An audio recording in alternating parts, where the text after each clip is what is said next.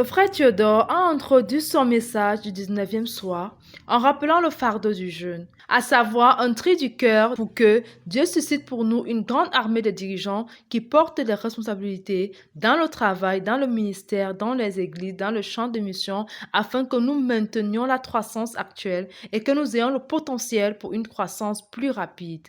Pour ce nouvel essor, nous avons besoin de deux choses à expliquer le leader. Premièrement, que les dirigeants actuels connaissent un élargissement du contenu, de la richesse, qui soit rempli du Saint-Esprit afin de franchir de nouveaux seuils. Et deuxièmement, qu'un grand nombre de nouveaux dirigeants qui assumeront des responsabilités soient suscités.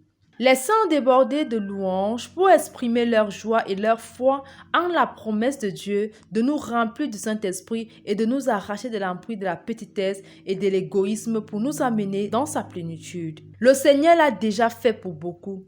Comment expliquez-vous la Pentecôte? Le Seigneur a travaillé pendant 3 ans et demi sous la puissance du Saint-Esprit. Il a laissé 120.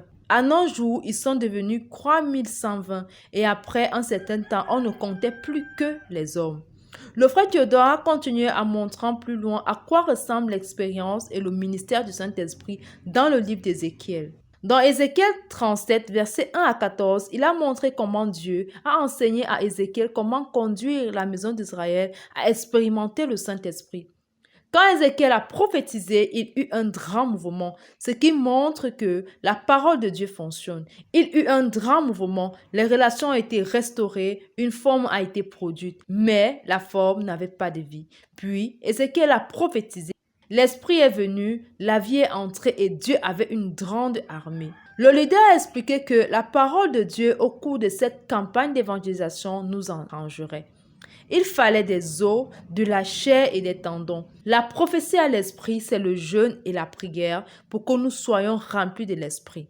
Pour que le Saint-Esprit agisse, il y a beaucoup de mouvements qui doivent se produire.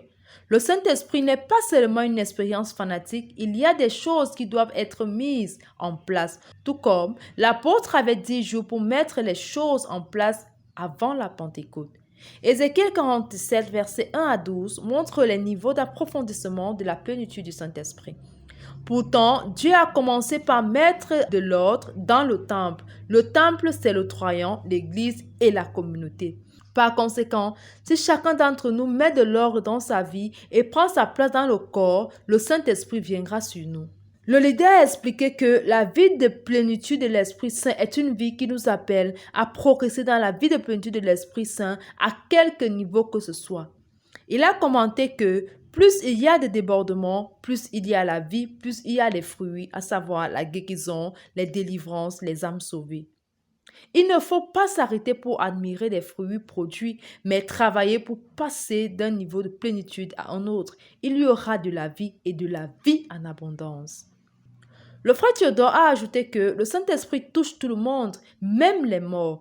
Quelle que soit votre situation, votre déviation, si vous venez au Seigneur de tout cœur, si vous donnez tout ce que vous avez, il vous remplira de son esprit. Cependant, la seule chose que le Saint-Esprit ne touche pas, ce sont les marais et les marécages, c'est-à-dire ceux qui ont un cœur divisé, ceux qui font des compromis. Ces personnes restent avec le sel du jugement. Tel était le contenu de cette 19e journée de Croisade. À Dieu soit toute la gloire.